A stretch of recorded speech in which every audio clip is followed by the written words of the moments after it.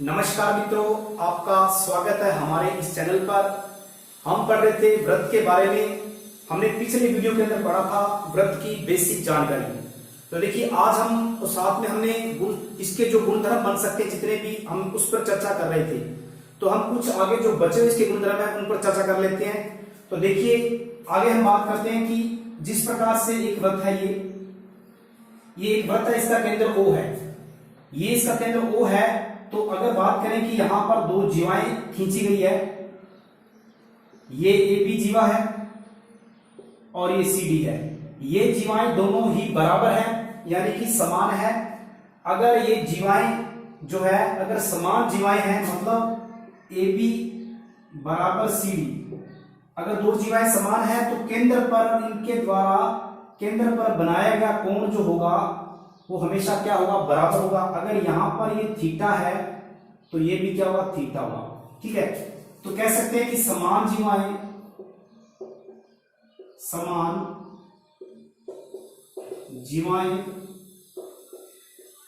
केंद्र पर समान कोण बनाती है, यानी समान जीवाएं केंद्र पर समान कोण बनाती है। इसका एक कॉन्सेप्ट ये है, इसका व्युत्क्रम यही है, अगर जीवाएं समान है तो कोण बराबर बनाएगी, अगर कोण बराबर है तो जीवाएं भी समान होगी। ठीक है, इसका पहला जो पॉइंट है ये क्लियर हुआ। अब बात करते हैं दूसरे पॉइंट की। ये पहला पॉइंट हो गया, दूसरे पॉइंट की बात करते हैं।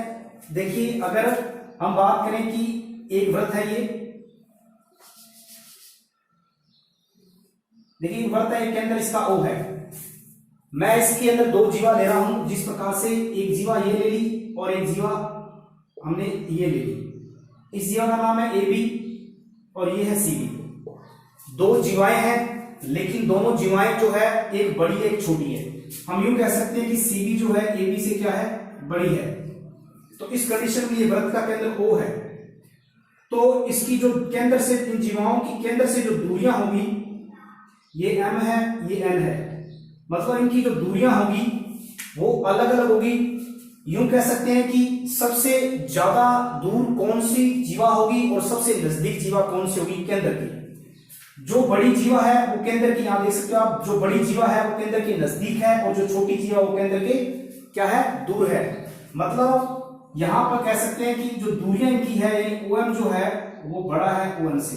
ठीक है, सीधा से इसका यही कॉन्सेप्ट है कि एक बड़ी जीवा छोटी जीवा, तो बड़ी जीवा जो है छोटी जीवा के सापेक्ष केंद्र के ज्यादा नजदीक होती है। ठीक है, ये इसका जो है हमारा दूसरा पॉइंट हुआ।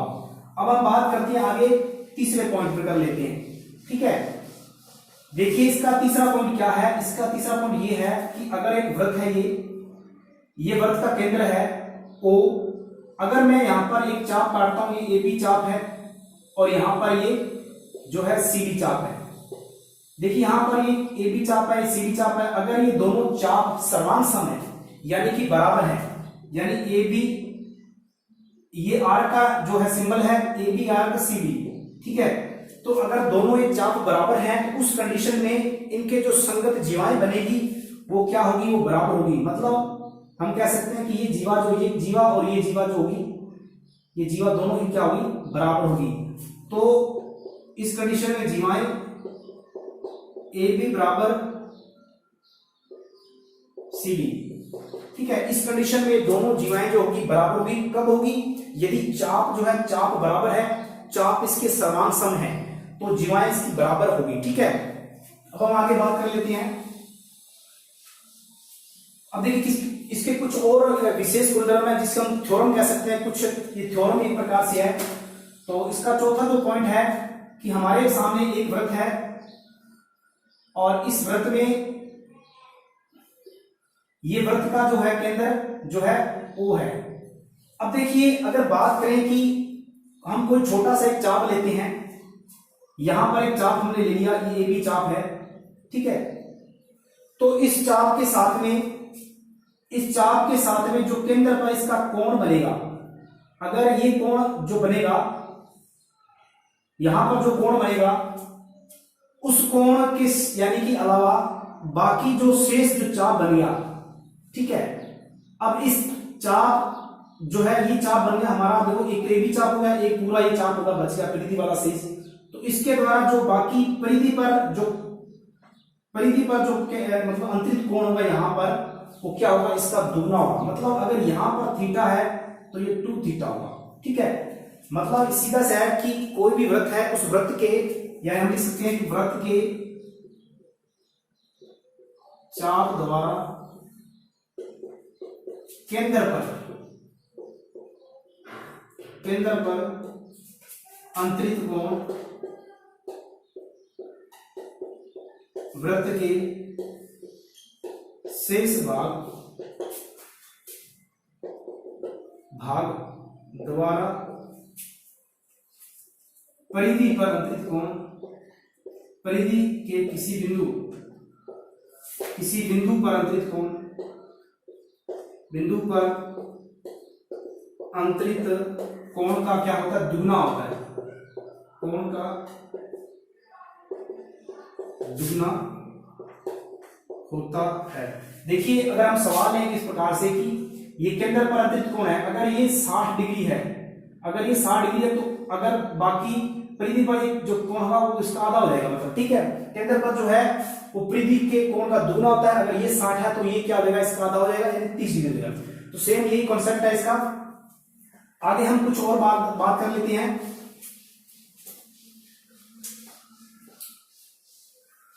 अब देखिए अगर हम बात करते हैं कि जिस प्रकार से एक वृत्त है, अगर पांचों पॉइंट बात कर लेते हैं, एक वृत्त है, ये वृत्त का केंद्र वो है, ठीक है। तो वृत्त के केंद्र अगर बात करें कि एक वृत्त पर हम कितनी स्पर्श रेखा की बात कर लेते हैं। स्पर्श रेखा क्या होती है, स्पर्श रेखा क्या होती है, स्पर्श रेखा यानी कि जो वृत्त को स्पर्श करके यानी कि निकले, गुजरे, तो देख सकते हैं हम ये एक स्पर्श रेखा है जो कि P पॉइंट पर काट रही है, XY ये स्पर्श रेखा मान लेते हैं, ठीक है। ये XY स्पर्श रेखा है जो P पॉइंट पर इसको टच कर रही है, ये स्पर्श बिंदु हुआ, ठीक है। तो अगर बात करें कि एक वृत्त पर हम कितनी स्पर्श रेखा खींच सकते हैं, तो एक वृत्त पर हम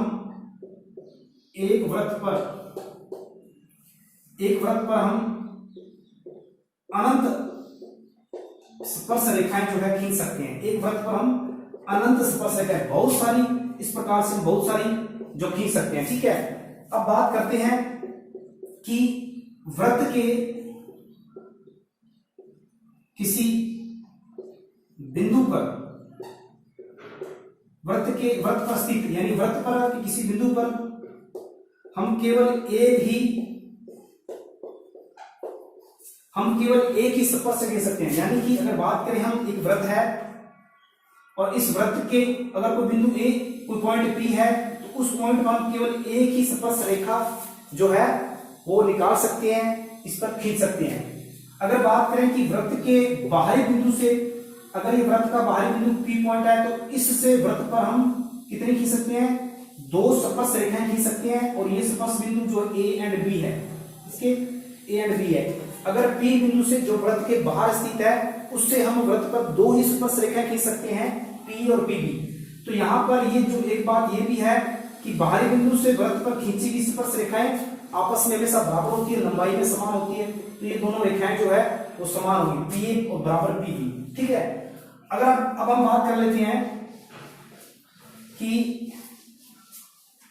जिस प्रकार से एक वृत्त है, वृत्त छेदक रेखा पे चर्चा कर लेते हैं हम। छेदक रेखा क्या होती है, छेदक रेखा, ठीक है।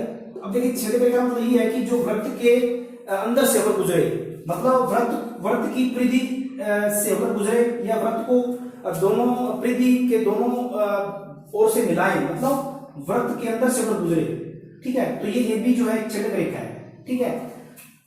अब देखिए अगर हम बात करते हैं स्पर्श रेखा पर, हमने बात कर ली, और एक छेदक रेखा। अगर हम बाहरी बिंदु से अगर हम बात कर लेते हैं एक और, ये तो छेदक रेखा हुई। देखिए ये वृत्त है, अगर बाहरी बिंदु से अगर हम एक तरफ तो खींचे इस पर स्पर्श रेखा, सॉरी ये वृत्त है, और इस पॉइंट पर हम खींच लेते हैं एक स्पर्श रेखा, इस प्रकार से स्पर्श रेखा पी पॉइंट से, ठीक है, ये ए पॉइंट है, और एक हम खींच लेते हैं इसमें छेदक रेखा, ठीक है। ये आप मान लो बी और ये सी, ठीक है। तो यहां पर देख सकते हैं आप कि पीए जो है एक है क्या है, वो स्पर्श रेखा है। पीए क्या है, स्पर्श रेखा है।